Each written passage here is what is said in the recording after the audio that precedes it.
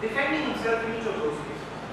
Now, this is a clear misuse of the legal provision of defamation. I am not in favor of scrapping defamation completely, but to make an individual run around of abuse of the law, and the court is cognizant of this. The Supreme Court has heard Dr. Swami and others and has reserved judgment. I am quite satisfied that some safeguards, some guidelines, some parameters will be introduced to prevent such rash misuse of the provision of law. So, all this I think has to come together. One, of course, is the basic honesty that must inform the profession of journalism. The other is there has to be some source of funding. In fact, in the UK and in the Netherlands, even crowdfunding has been attempted and it has been somewhat successful in the Netherlands, where small contributions are taken from people just contribute over the net so that an organization can at least sustain itself without having to go to a business person or to a corporate house and then be bound by the dictates. And the third is effective self-regulation, which I think is necessary. There has been an effort by the News Broadcasters Association. There has to be a similar effort to cover all types of journalism, including, I would say, web journalism. So, those are the points broadly that I wish to make. I will welcome any questions at the end of the session. Thank you.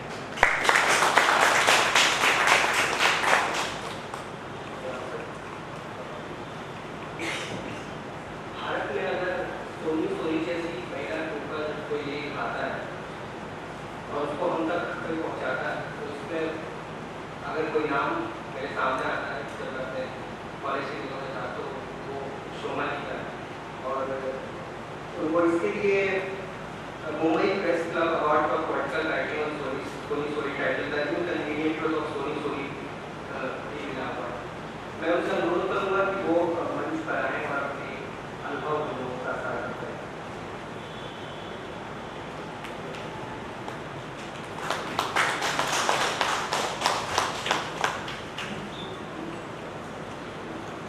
Thank you very much. A lot of what has already been said covers most of the ground that one needs to talk about the press. So again, like everybody, going to have a couple of complex positions on it. First, because it's Freedom of Press Day, I'm surprised that India ranks 133rd on a list of how free the press is in different countries. And I'd like to know more statistics about it. Because in the usual sense of the word, in terms of physical assault or government assault on journalists, yes, there are many incidents, but I think in the sheer size of this country, the incidents in proportion are not that much. And so I'm surprised by the ranking of the country. It's true that there are journalists, private journalists like Linga Ram and others. There are the bloggers in UP who took on the mining mafia. And the examples that Amit brought up, Malini Subramanian and Chhattisgarh, but these are really few and far between. It's RTI activists and those who really take on part that are at the center of trouble in India. So the point I'd first like to make on World Press Freedom Day is that, by my reckoning, there isn't in fact enough combative journalism going on in this country.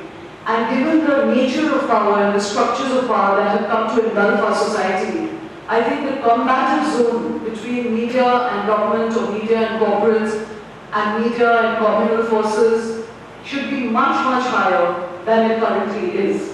And in fact, it is this kind of passivity that is the real invisible assault on the freedom of the press. So today, if I was to really understand what bothers me about the media and others that one speaks to, there's a constant sense of discontent with the media. And where that comes from is this invisible internal assault on the media. And again, that has been spelled out a lot. There's corporate ownership, all of which I won't sort of repeat because we've already discussed it. But I want to add a couple more dimensions to it. And the first is that there is a tremendous buy-in into that mentality that is prohibiting journalists from picking up certain stories. There is, of course, corporate control. There is corporate interest. There is the proprietor-driven sort of worldview that the proprietor would like to create. But similarly, there's a tremendous buy-in from many journalists who genuinely hold those views. Today, the biggest assault on the kind of democracy that we are very almost complacent about the nature of our democracy, because there was a certain founding vision that was created, and that founding vision had some basic pillars, which should be the tenets on which there should be no argument about journalism. The same way that doctors have a certain code that you must do, journalists have to have a certain code about certain value systems that by virtue of being a journalist, you have to protect. And those are plurality, that's equality of opportunity, all the basic values that are embodied in the Constitution. But today, if you look at the economic construct of this country, it is seriously violating some of those basic values of the Constitution. But there is no interrogation of that. And that's not just because the corporates own the media, but because we as a media fraternity buy in very strongly into that. The impact of that is that there is inevitably a hierarchy of attention. And that is the real restriction of freedom of press, is the hierarchy of attention. Amit mentioned how we don't go to the northeast, we don't go to Chhattisgarh, we don't go to Bastar. The drought story has taken many months for it to really begin to catch national attention. It's been going on already for actually several years, but this tremendous acute drought in many parts of the country, almost half of the country, 1 out of every 2 Indians is facing drought. But it's exactly that, it's a hierarchy of attention. Who is affected marks whether you will give it attention or not. And that drought story is now only coming up because the IPL and all of that became part of the conversation. So that's one thing I wanted to say about this hierarchy of attention. But the other dimension that I wanted to touch on is that it is fruitless for us to continue to bemoan the corporate structures, to bemoan the economic models that is directing this kind of assault on freedom of the press, because there's another player in this game that is deeply responsible for the kind of callous, conscienceless media that we have today. And that is you and I as the consumer of news. This is the only business in the world where the consumer is not paying for the product. And if we are willing to spend 250 rupees on a cup of coffee, but we're not willing to spend that on the intellectual, moral and political mediation of the world that we occupy, then we are bound to get someone else's mediation. And that is the essential heart of why media across the world has become unviable and why it will continue to have absolutely no ethics at the center of it. Until we begin to create a culture of paying for media, this is not going to change. And it's true that you can set up small outfits like blogs or small media outfits, but those really don't end up impacting power as much as it should, because you need to reach, you need to pinch, you need to hurt those who are in power for them to take notice of you. And for that, you do need some large structures. So that is something that I really feel needs to be talked about more and more. If editors and journalists come together and understand, there's a very interesting experiment that the cinema industry recently took up, when all the cinema producers got together, and it was literally like a coming together of a fraternity, because the distributors were making too much money off someone else's creative input. And they got together and they sort of beaten out a completely different economic model of how the cinema industry works. Now that's only benefiting producers and some of the star actors, but it still works. So that's something that no media editors and fraternity have got together with a common intention of how do we wrest back this profession for ourselves and hold our heads up high in the middle of it. Anu mentioned about self-regulation. I think that's another very, very important factor which will restore some degree of freedom and pride to this profession.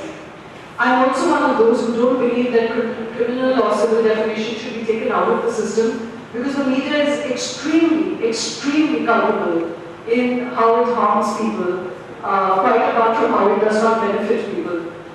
But the criminal defamation is a very slow, ponderous, and extremely, onerous process, which very often does harm journalists because it's expensive, you have to be there bodily, etc., etc. But the self-regulation, where I'd like to disagree, is that it's not as big a riddle as we have made it out to be. It again is an issue of intention. Because if we intended to create a genuine self-regulating body that would be respected.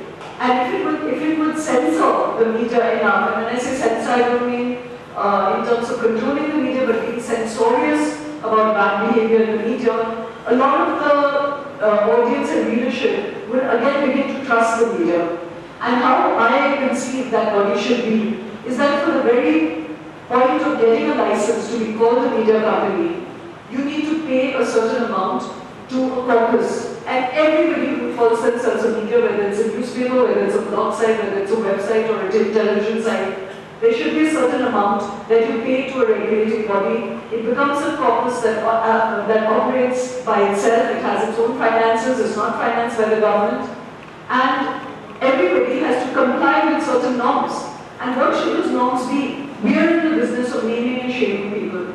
If we make a mistake, if we do what Arnab Goswami does every day on television, which is to falsely accuse people and put false facts out about people, it is unfair that you have to take him to court.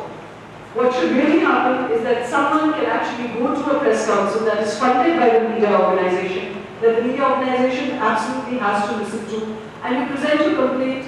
There's this legal cell attached to it. If a media house is found to be wrong, there should be a code of conduct where not only that media house puts out an apology or an explanation in the same position, headline, font size, frequency of television headline, and have every other media house also enjoined to carry that censor.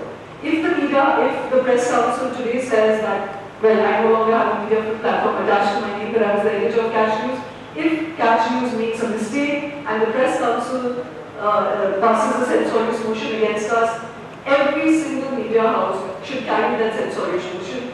It becomes then a very fair space of naming and shaming, and that is something that would be taken seriously, and yet it's not draconian. That's just an idea that I want to put out. And so I'd just like to end with, today my misgivings about the media are structural.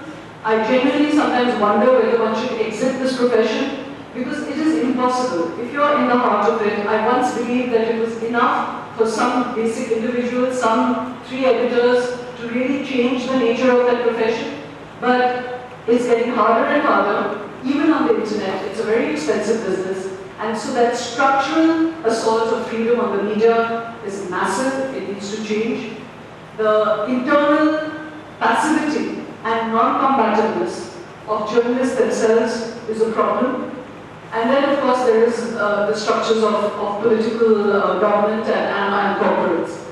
I won't take much longer, because what I would, if I had time, would be to enumerate the number of issues and stories that don't make it to the press. That today is the true assault on the freedom of the press. The fact that in a country of 1.3 billion people, on any given day, you would imagine only 4 things happen in this country, is the real assault on the freedom of the press. The fact that it's not more varied, not more concerned, that it will not take up issues of environment and ecology and water, really the big issues facing our country, the issue of balance, the fact that tribals don't make it to the headlines of our country, is exactly what is the assault of freedom on our country.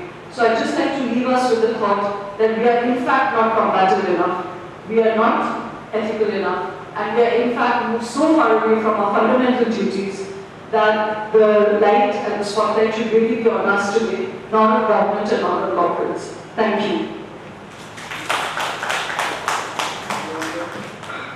मैं अपने साथियों को अनुरोध करूँगा कि पीछे बालक newspaper की कुछ प्रतियाँ रखी हुई हैं, आप लोग जाते समय कुछ प्रतियाँ के साथ खरीद लें और कुछ 2 लोगों के लिए भी खरीदें ताकि प्रोत्साहन रहे।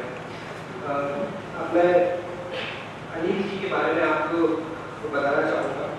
अनिल जी पत्रकारिता में निर्भीकता का